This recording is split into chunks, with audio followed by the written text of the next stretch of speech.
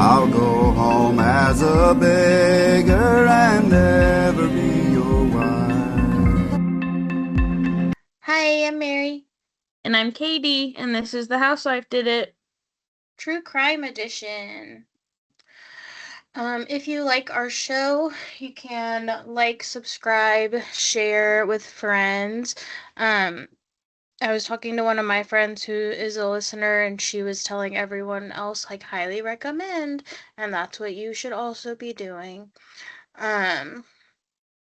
If you would like this to become a reciprocal relationship, you can use our discount codes. You can use the code MARY788 at Every Jewels for money off of your order there. EVRY Jewels. And they're always on sale anyway. Great gifts, lots of options. And they have you can personalize things too, so you can get your name on something, which is cool. You can also use our code at Deutsch Foods. Our code there is HDI20 for 20% off of your cookie dough order. I should Delicious. see if we can get a code for Carpe, What is Carpe? the deodorant Oh. that I use, but they are all over. Everyone goes, "Oh, it's the Carpe guy." We should work on that. I know.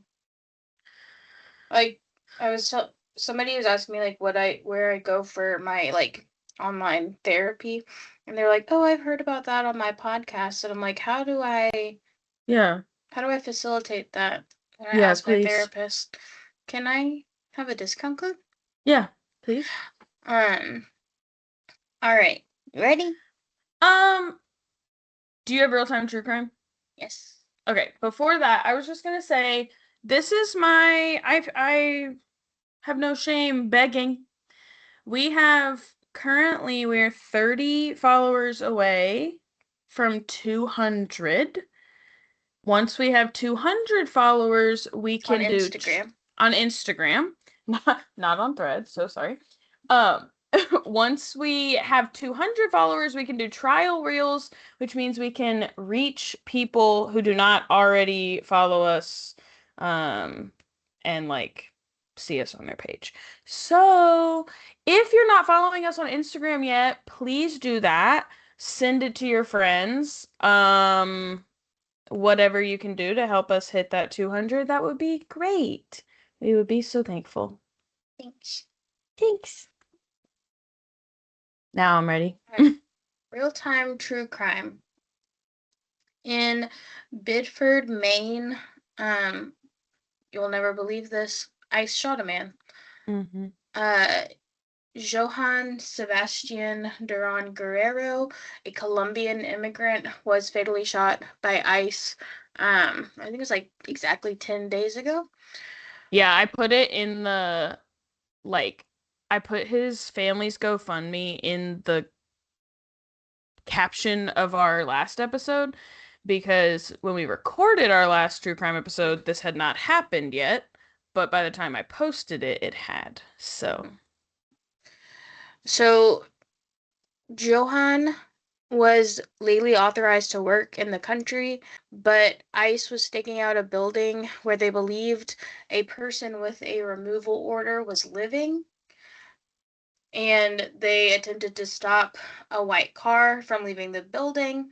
They claimed that the driver of the white vehicle attempted to flee, and officers fired shots at the car out of fear for public safety, despite the fact that they did not know who was driving the car, and that Johann was not the person they were looking for.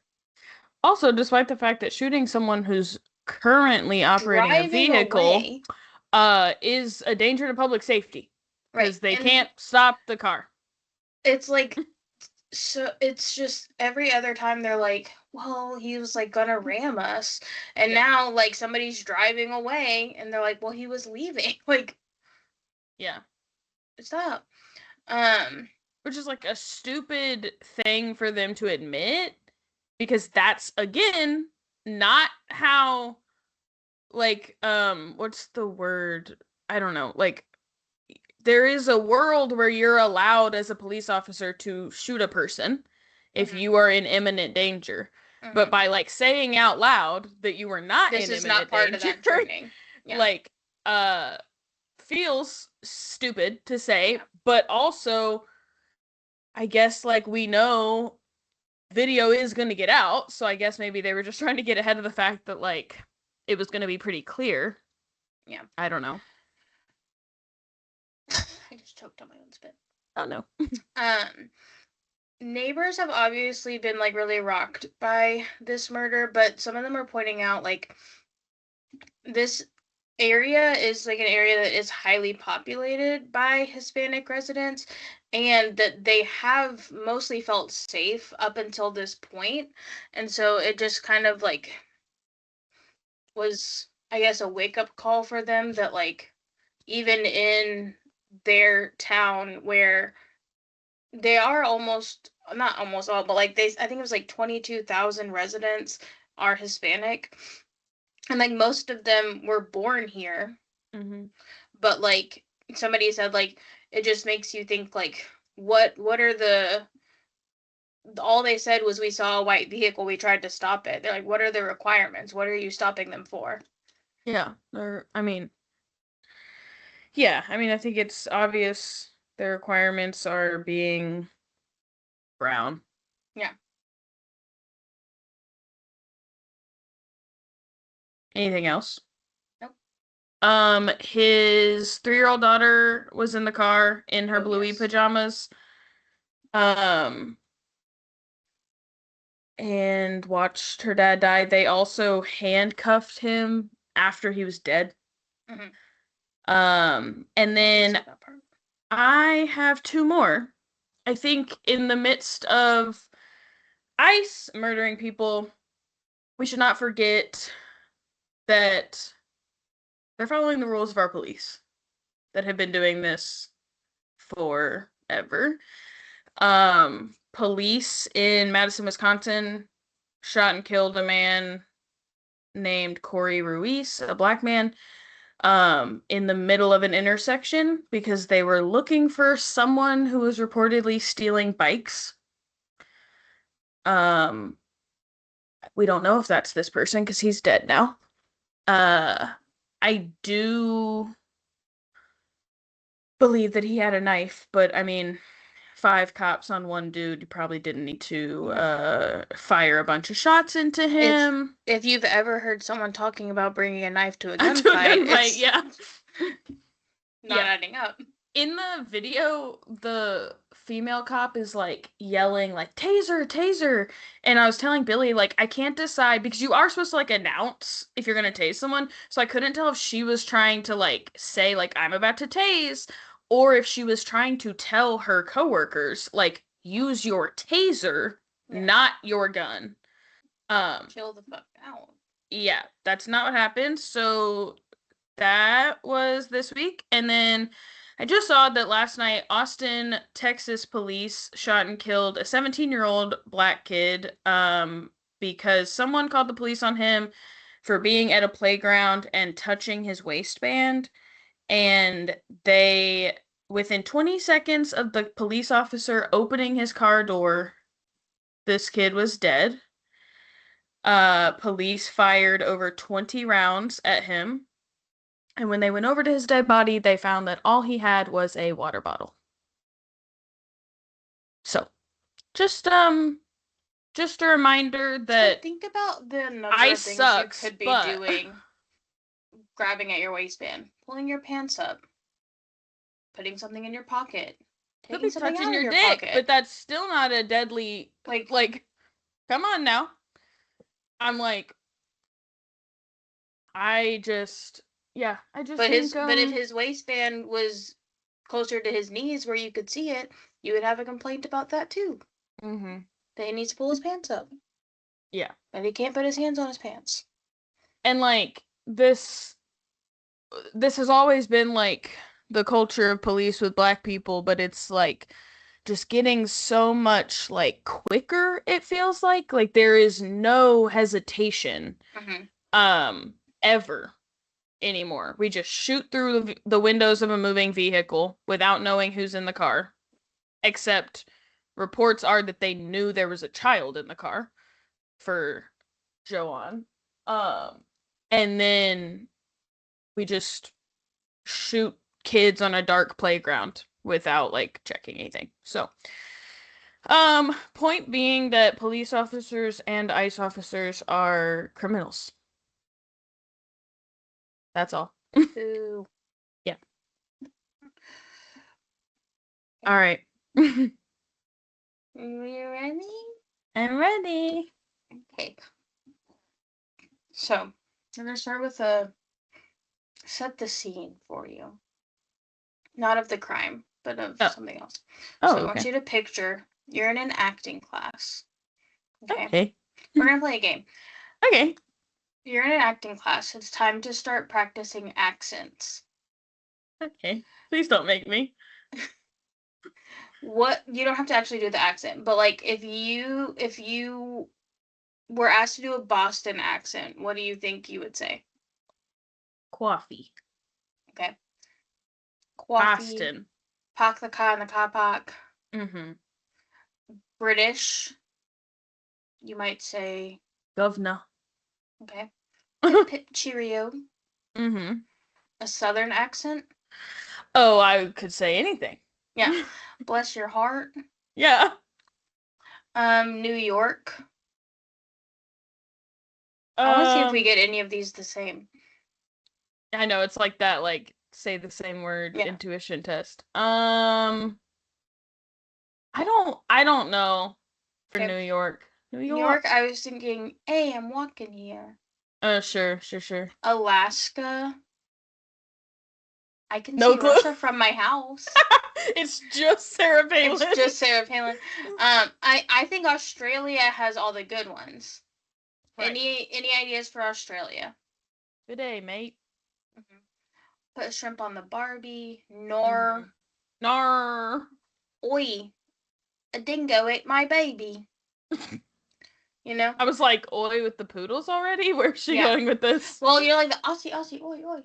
Yeah. From Outback. So, have you ever wondered where these regional catchphrases come from? No. Well, today we're going to discuss the real story behind the phrase, a dingo ate my baby. Oh, wow. Mm-hmm. But before we get there, let's back it up to March 4th, 1948. Okay. When Alice Lynn Murchison was born. Alice Lynn, who went by Lindy, was born to Avis and Cliff Murchison in Watakani, New Zealand. Okay. These are like the most New Zealand Australian names. Lindy, Avis, Cliff. Cliff was a church pastor at the Seventh-day Adventist Church. They do love to send like fanatical churches to Australia. Like the evangelicals love Australia. Yeah. Hillsong? What is it that makes Australians so susceptible? I know. In the same way that Americans are. We're actually one and the same. They're like, they just have that aesthetic of like the like crunchy like church camp Christian girls. Yeah. And so they're like, oh, we should get there. Yeah. When Lindy was just 20 months old, her family moved to Victoria, Australia. And this move in 1949 kicked off an ongoing series of moves about once per year, as Cliff constantly transferred to new churches to be their head pastor. Lindy ended up going to university in Benalla, Victoria, and earned her matriculation in 1965. Excuse me. I know. But, like, the Australian terms for, like, this is, like, I don't know. The Wikipedia, like, only used the Australian terms and spellings, and so, like, some of this, I was like, the what? Yeah. Her degree. Mm-hmm. So then she kind of became like a Jill of all trades, trying Mhm. her hand at various jobs like shop assistant, clerk, waitress, receptionist, bookkeeper. And then on November 18th, 1969,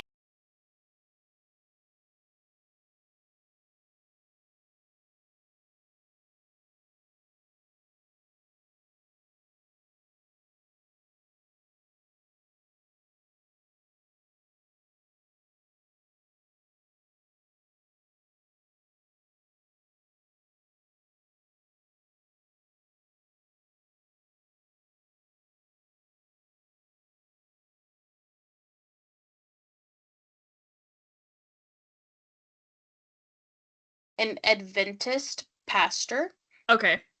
named Chamberlain, who was also originally from New Zealand.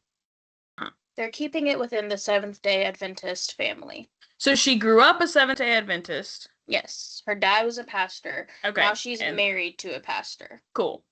Yes. In 1973, the Chamberlains welcomed their first son, Aiden. During the first 5 years of their marriage, the couple lived in Tasmania, and Lindy gained her certificate from Launceston Technical College in dressmaking, tailoring, and drafting. Wow. Yes.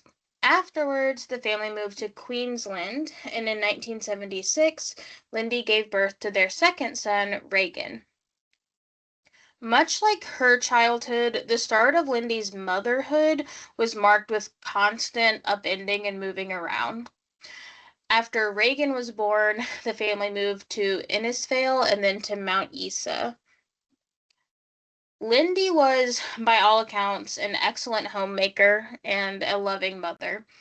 While Michael served as the minister of the Seventh-day Adventist Church in Mount Isa, Lindy cared for their boys, took on the duties of a clergyman's wife, and made specialty wedding dresses to order, which is pretty cool. Cool. As much as Lindy loved being involved in her church and raising her sons, she did still feel like one thing was missing. Do you want to guess what it was? Um, a life of her own. No. Oh. No. Everyone in Lindy's life knew how desperately she wanted a daughter. Oh, she And could fuck these finally, boys. I'm sick of this. Finally, on June 11th, 1980, Lindy gave birth to a baby girl, which they named Azaria, which means helped by God. Any thoughts there? Cute. That's great. Lovely. When Azaria was only 9 weeks old, the family took a camping trip to Uluru, which is more commonly known as Ayers Rock. Ayers Rock is a massive sandstone structure in Australia near Alice Springs. That's where they were going camping. Okay. The family arrived on August 16th, and by the evening of the 17th, all hell had broken loose. Yeah, we don't usually take 9-week-old babies camping. Right. Especially when they are babies we've waited our whole lives for. That night, Lindy Chamberlain reported her infant daughter missing and claimed that she had been ripped from the family's tent by a dingo. Now, if you don't know what a dingo is, it is a wild dog. Oh my god, wait, I have a wild dog back there. Right there. They kind of look like Sammy was like, Cherry, do you know what a dingo is? I said, it kind of looks like her. Hold on. It does look like Cherry.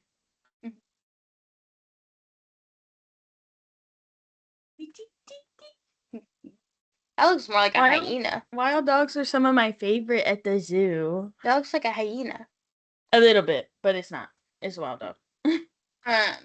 Cherry. So dingoes are native to Australia. They live in packs and they hunt for food. So this is what we're looking for. Scary dog. Scary hyena dog. Yeah. A massive search effort was organized, and about a week after the incident was originally reported, the jumpsuit Azaria had been wearing, as well as diaper fragments, were found about 2.5 miles from the tent and about 98 feet from a dingo den. Okay. Right. Well, Also, sure seems that way now.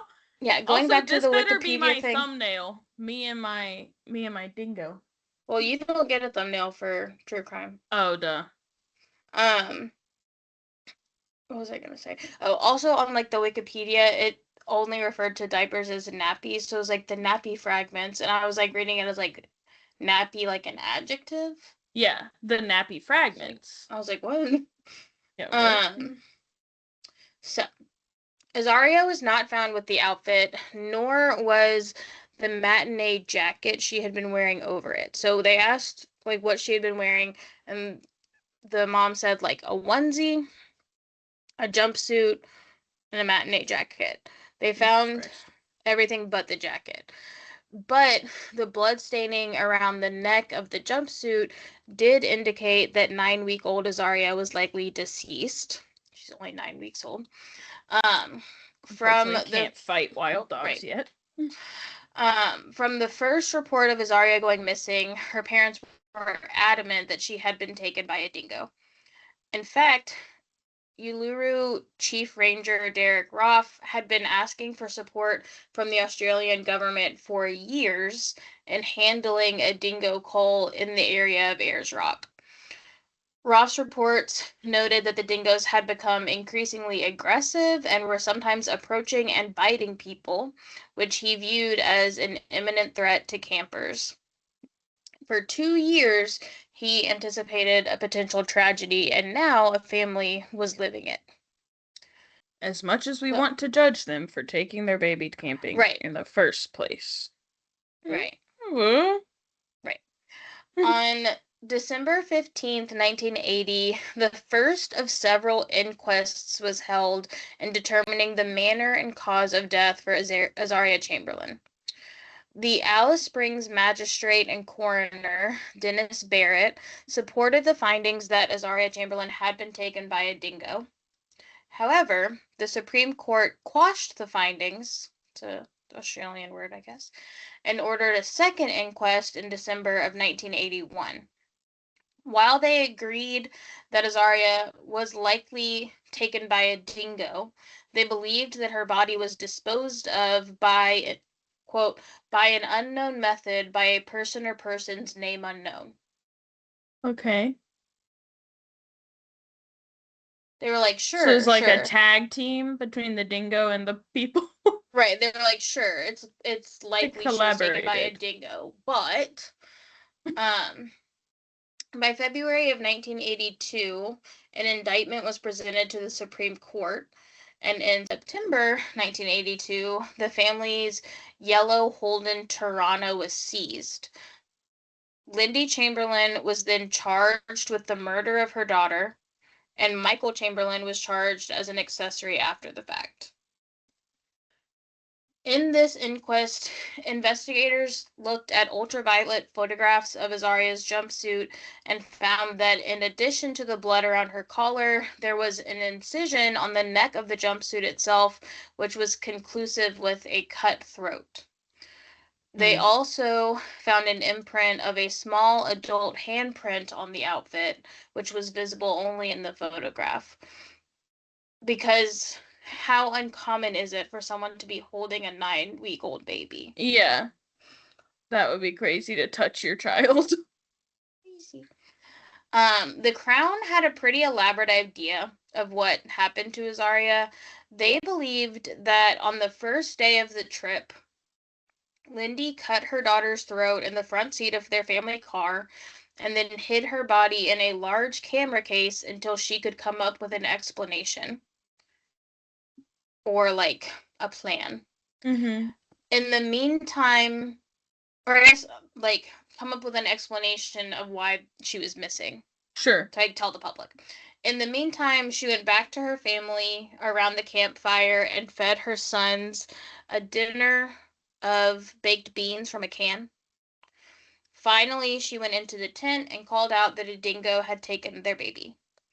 While the public helped search the campsite, Lindy clued her husband in to what had happened, and they disposed of the body and camera bag while everyone else was distracted. This is the police theory? Yes. Okay. This theory was built almost entirely around the jumpsuit that had been found just a few miles from the family tent, which we know had blood around the neckline. Mm-hmm. Additionally, when the car was seized, a forensic report was released which claimed there was evidence of fetal hemoglobin found in some stains in the front seat of the vehicle. So, fetal hemoglobin is the main oxygen carrier protein found in fetal red blood cells and can remain present in infants 6 months or younger. With Azaria being 9 weeks old at the time of her disappearance, they believed that this would have had to come from her bleeding inside the front seat of the car. Lindy was also questioned about what Azaria was wearing at the time of the disappearance, which we know by now. But police were having a hard time wrapping their heads around this because only the jumpsuit and the had been found. So they were asking her, they were relentlessly questioning her about this because they found the jumpsuit, but it was inside out. Mm-hmm. So they were like, "Are you sure she was wearing a jacket? Did you put the outfit on her inside out?" Mm-hmm. Yeah. Because surely that's the only way it could have been found inside out. Yeah, dingoes are unless not you took it off. perfectly pulling clothes off. Yeah. To the inside out point, yes. So she was like, I assume the blood then must have been found on the inside. I guess. Whatever the revert. I don't know. Anyway. Lindy insisted that she was pretty particular about dressing the babies and making sure that those tricky little onesies were put on correctly. So she was like, "No, she's like, now what you won't accuse me of is putting her clothes on inside out." Yeah. No. So not only was Lindy being constantly scrutinized by investigators, but she was also undergoing a trial by media. The case had become highly publicized, and like in many cases, people were put off by Lindy's demeanor. They felt that she was not reacting like a grieving mother should act. And as a result, the family's tragedy became a place for the public to run wild with damaging rumors and inappropriate jokes. One rumor that gained some traction was that the family's participation in the Seventh-day Adventist religion was to blame for Azaria's death. Some people were alleging that the church was a cult that regularly killed infants as part of their religious ceremonies. I haven't heard of that one. One man even went so far as to call in an anonymous tip, claiming to be Azaria's pediatrician, and told police that he believed Azaria was born to be part of this ritual because her name meant sacrifice in the wilderness. Oh. It didn't. Others believed that Azaria was sacrificed for the opposite extreme, claiming that Lindy Chamberlain was a witch, proven by the fact that in the 9 weeks Azaria was alive, she was once wearing a black dress. Okay. Yeah. Mm-hmm. Which cartoons were created mocking Lindy and her cry that a dingo had eaten her baby while illustrating her as the monster. One features two parents holding a baby wearing a bone costume saying, "Who's a big soup bone? Who's a big soup bone?" with the caption, "Azaria Chamberlain's parents loved to play dress-ups." Okay. Another featured two dingoes in a den watching a campsite. One of them says, "This time we're going to get ourselves a good lawyer." And the other one says, "Polls show we're still more popular than the Chamberlains." What show? It's like newspaper cartoons. Oh, okay. While public scrutiny was heavy against the Chamberlains, they did also have people on their side. A second inquest was performed based almost entirely on the clothing evidence that brought forward some evidence on both sides. There were several eyewitness accounts, including that of the ranger, of dingo sightings. Not only that, they just had a regular presence in the area, but specifically that they were seen on the evening of August 17th, 1980. One witness came forward and claimed to have heard a baby crying at the time that police believe Azaria was taken. A second Which witness could mean claimed, anything. yeah, She is missing, so like yeah, crying probably yeah. makes sense. Also, babies just kind of do that. Yeah. A second witness claimed to have heard a low, throaty growl coming from the direction of the campsite, and she said it stood Which- out to her because it sounded like the growls her husband's dog made when he was slaughtering sheep on their farm. Oh my god, that's so specific. Sounds like his murder growls. Yeah. Blood splatter on the wall of the tent was, experts claimed, consistent with a dingo carrying a bleeding baby. Because that happens enough to have a consistency. Mm-hmm. There were canine hairs found inside the tent, and some blood found inside the tent was not believed to be human. Police had felt who would have made the dingo bleed? Right. The The 9-week-old put up such a fight that she I don't understand. Police had felt like the evidence in the car, specifically the fetal hemoglobin, was a smoking gun to prove Azaria had been killed inside the car and by a human. However, evidence was brought forward that proved that adult blood can, in fact, pass the test used for fetal hemoglobin. Oh. And on top of that, they found that some organic compounds found in the vehicle also produced the same results as the fetal hemoglobin test, including mucus and chocolate milkshake. Whoa! That's crazy. I was like, what? With Just 3 everything in the kids, car. there's got to be a lot of Yeah. mucus and chocolate milkshake. Milkshakes.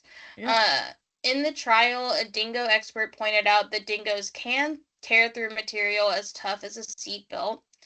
He also disputed claims that dingoes would be incapable of opening their jaws wide enough to carry a baby by producing photos of dingoes completely enveloping the head of life-size baby dolls in their mouths. As for the argument surrounding the jumpsuit, he told the jury about an example of a captive dingo who once removed a bundle of meat from its wrapping paper and left the paper itself intact. Oh my god. Yeah. And They're again, like ghosts. yeah. I'm so confused. To really drive home just how much of this case was centered on the clothing evidence alone, I'm going to read a list directly from the second inquest. Okay. This is only about clothing. Okay. 1. The clothing of the deceased child had been buried prior to its finding and probably contained the body of the child when buried. These are like what they believe. 2. Soil type of a pH found on the clothing is consistent with the pH of the soil at the camp and also with the consistency of the soil in clothing and at the site, and is inconsistent with the type of soil and pH in the area in which the clothing was found. 3. There is no evidence on the clothing of dragging or catching, nor the presence of saliva. It was argued that the absence of saliva was not remarkable, as a witness gave evidence of heavy rain in the area. The clothing was not subjected to heavy rain, as there is evidence that heavy rain would have adversely affected the blood staining on the clothing, and that is not the case. The lack of presence. Wouldn't you think there would be like teeth marks, rips? Yeah. In the clothing? I don't know. This lack of presence of saliva and dragging is inconsistent with the dingo carrying the baby the body a distance of some 4 kilometers. 4. The jumpsuit was completely done up by studs to the neck, which remained closed while the child was bleeding. 5. After the blood had dried, the 2 top studs were undone prior to the clothing being buried, whilst containing the body of the child.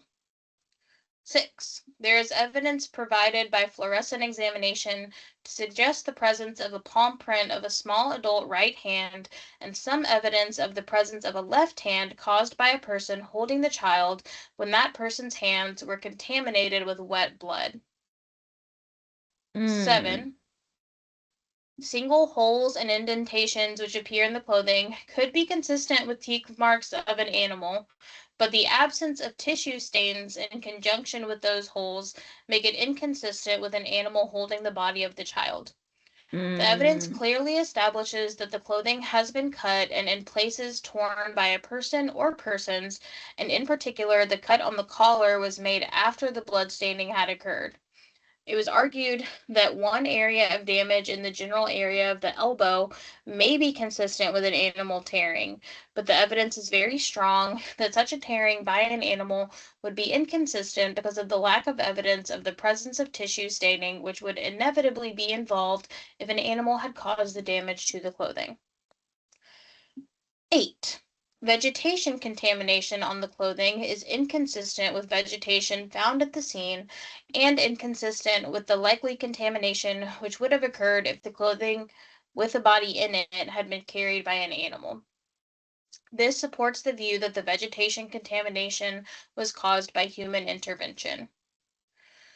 9. The clothes as found were not strewn around the area, and this is inconsistent with an animal being responsible for their placement.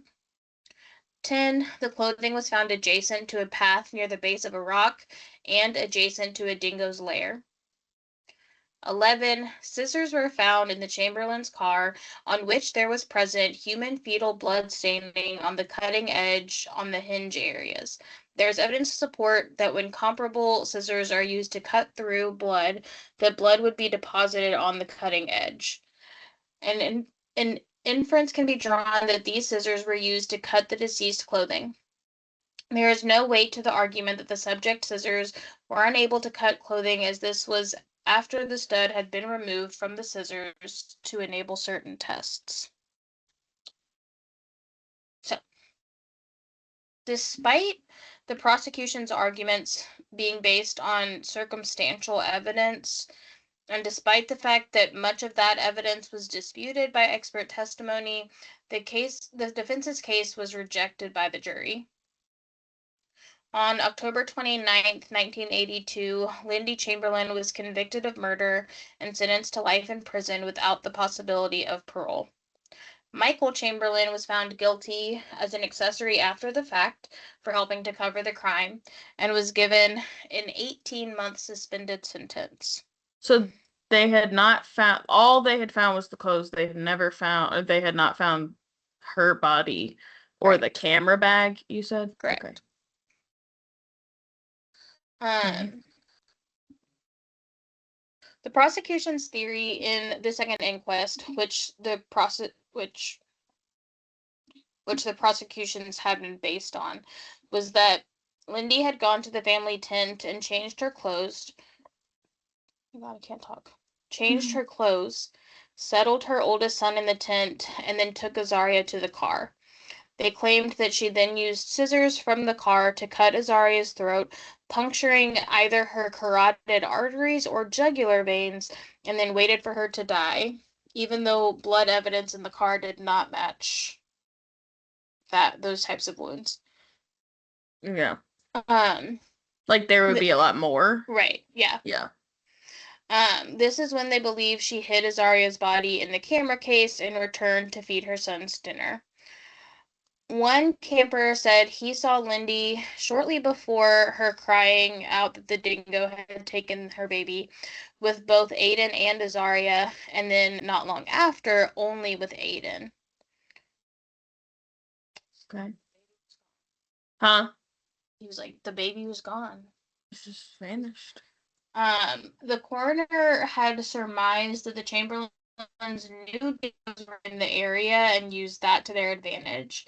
He believed they had recovered Azaria's body after initially burying her, removed her clothing, and damaged it to look like it had been handled by wildlife, and then left it to be discovered by the search parties.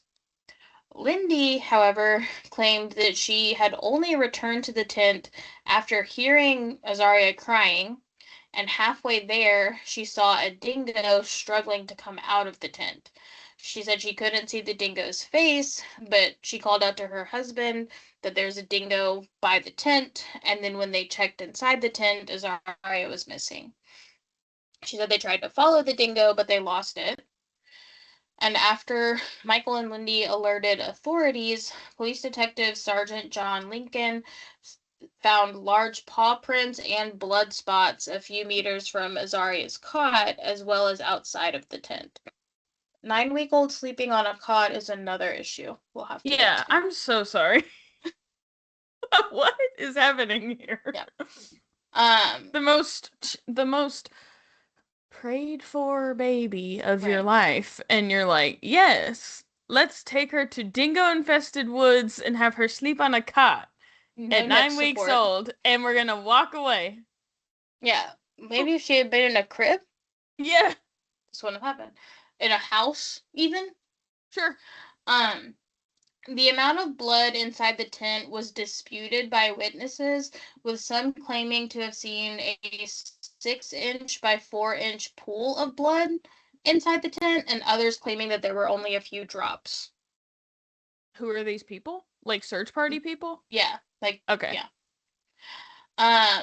About a month after her conviction, on November 17th, 1982, Lindy was escorted to Darwin Hospital, where she gave birth to her 4th child. Oh my gosh. Kalia. Yeah. My crust. Lindy's team filed an appeal to the federal court in April of 1983, but it was denied. Following that appeal attempt, the High Court of Australia was asked to quash the convictions on the grounds that the verdicts were unsafe and unsatisfactory. Unsafe? But that, yeah, I don't know what that means, but okay. That appeal was denied in February of 1984. In February of 1986, new evidence was brought forward. Police had truly hung their hats on this damn clothing evidence. And one of the things they felt like they had caught Lindy lying about was this matinee jacket, which they had come to believe did not exist. Because they had never found it. But on February 2nd... super relevant for them? Why? Okay, cool. On February 2nd, the jacket was found partially buried directly next to a dingo lair in an isolated location near Ayers Rock. 5 days later, Lindy Chamberlain was released from prison, and her life sentence was remitted by the Northern Territory government. Because the jacket exists? Yeah. That's it? Yep. She couldn't have buried it? I'm just like, okay. Y'all were so locked in. Yeah. Also, crazy that, like, that's how easy it is. Yeah. Like, in the U.S., like, we'd be going through more trials. Yeah. In 1987, the Morling Royal Commission began an investigation into the correctness of the Chamberlain convictions. Commissioner Morling found that there was reasonable doubt of the Chamberlain's guilt, and there was not enough of an attempt to examine evidence into the dingo hypothesis. Had this side been presented in court, Morling said, would, quote, involve a fundamental error of reversing the onus of proof and requiring Mrs. Chamberlain to prove her innocence, end quote. So basically, they just only presented the idea that she did it. Yeah. And not that there was an accident that could have occurred. Yeah. In 1988, both of the Chamberlain parents were unanimously acquitted, exonerated. The Supreme Court found that the alleged fetal hemoglobin found in the car was likely not blood at all, but instead a sound deadening compound from a manufacturing overspray that would have been applied while the car was being built. Excuse me? Why are all of these things coming back as fetal hemoglobin? Can I just offer suggestion, scientists? Let's make a new fetal hemoglobin test that doesn't ping for chocolate milkshakes and car parts. Right. Because DNA testing was not advanced enough in the early 1980s, the substance really could have been anything. And so they decided that any expert testimony based on this evidence was ultimately found. It's kind of a long time. What? For the food to get here. Yeah. Because DNA evidence wasn't far enough along, any expert testimony based on it would be considered faulty. Okay. 2 years after being exonerated, the Chamberlains were awarded $1.3 million for wrongful imprisonment, which didn't even cover 1/3 of the legal fees they spent on this case. Jesus Christ. In 1990, Lindy published her autobiography, Through My Eyes. No, it's not called A Dingo Ate My Baby? I know. The hell? There's like no mention of a dingo anywhere in the title. The helly! In 1991, the Chamberlains divorced, and in 1992, Lindy remarried Rick Creighton, a fellow member of the Seventh-day Adventist Church. Jesus Christ, but not a pastor? Wow, what a downgrade. In 1995, a third inquest was conducted, for some reason, resulting in an open finding and no official cause of death. Okay. The coroner wrote in the paper inquest, quote, "After examining all evidence, I am unable to be satisfied on the balance of probabilities that Azaria Chamberlain died at the hands of Alice Lynn Chamberlain. It automatically follows that I am also unable to be satisfied on the balance of probabilities that Michael Lee Chamberlain had any involvement in the death. I am unable to be reasonably satisfied that Azaria Chamberlain died accidentally as a result of being taken by a dingo. Indeed, the evidence affords considerable support for the view that a dingo may have taken her. To examine the evidence to see whether it has been proved that a dingo took Azaria would be to make the fundamental error of reversing the onus of proof and requiring Mrs. Chamberlain to prove her innocence." End quote. So basically, just, it could be a dingo, could not. We don't know. Yeah. An official finding. But she doesn't have to prove what happened as much as, like, just they would have to prove that she did it. Right. In 2007, Lindy publicly showed her support of the parents of Madeleine McCann. Even after their acquittal, the Chamberlains continued to fight for Azaria's death to be thoroughly investigated and solved. In 2010, Lindy posted on her website an appeal to have the cause of death amended on Azaria's death record. In February of 2012, a fourth inquest began as a result of new evidence in relation to dingo attacks on infants and young children. On June 12, 2012, a new coroner made the final ruling that a dingo did in fact take Azaria Chamberlain from her campsite in 1980, which resulted in her death. Like, but how? Like, I don't understand how you make that. Like, you don't have her body. Right. How do you know? I get that, like, they want some sort of definitive something, but, like, they're just making it up at this point. Right. The Chamberlain family was immediately provided with an amended death certificate and received an apology from the coroner.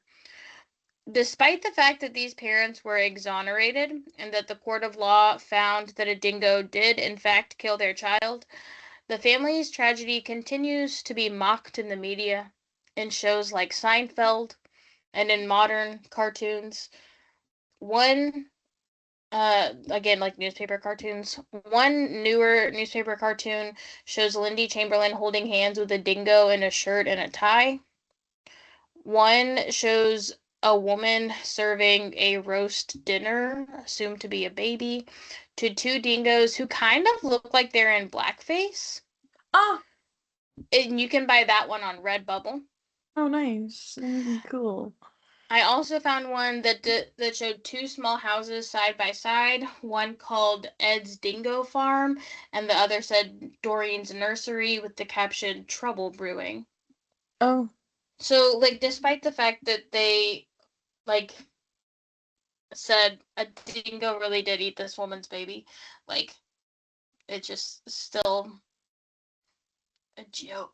Silly, funny, goofy time. Yeah.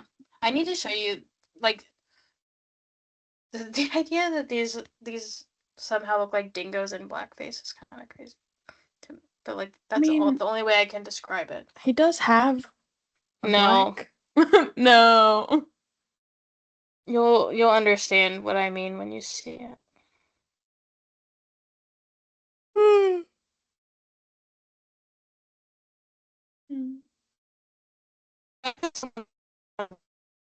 Like, you're actively making.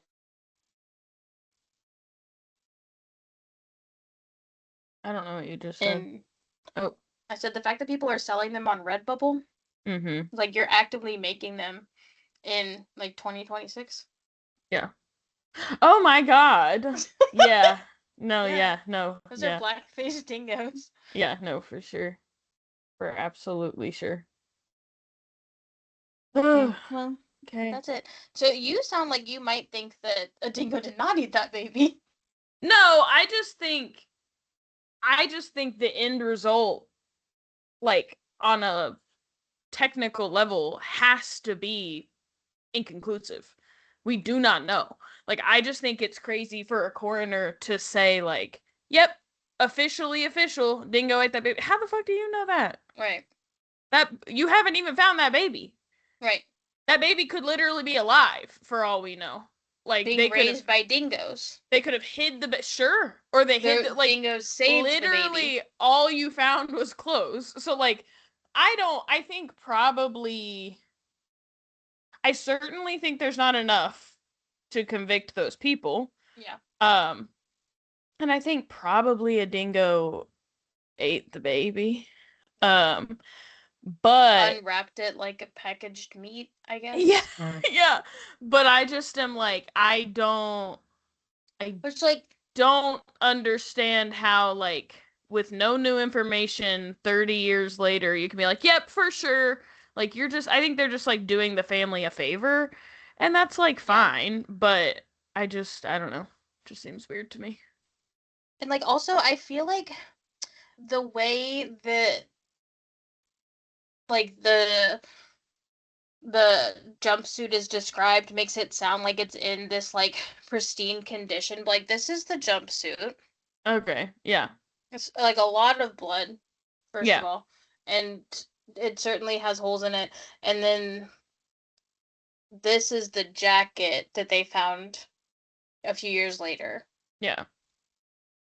Yeah. So I think they're certainly not just, like, removed and laid out. Yeah. And I still, like, generally have some thoughts about the choices. Yeah. The risk that this child was put. Right. Like, you know. Yeah. I was telling someone, like, I was like, there's a show that was on, like, Freeform, and that somebody was talking to an Australian person, and they were like, a dingo ate my baby. And he was like, I don't know why Americans always say that. A dingo really did eat that woman's baby. And I said, like, yeah, it's kind of sad that, like, the mockery, but also, like, why were you taking your 9-week-old camping?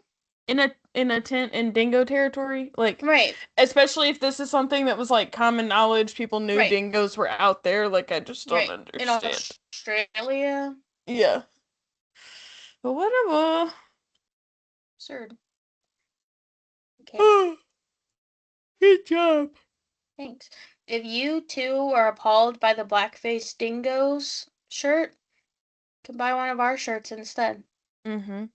I know, I was thinking maybe I'll post some of the comics, but probably not that one. No, I think we should call them out. Tag. Okay. Okay. Bye.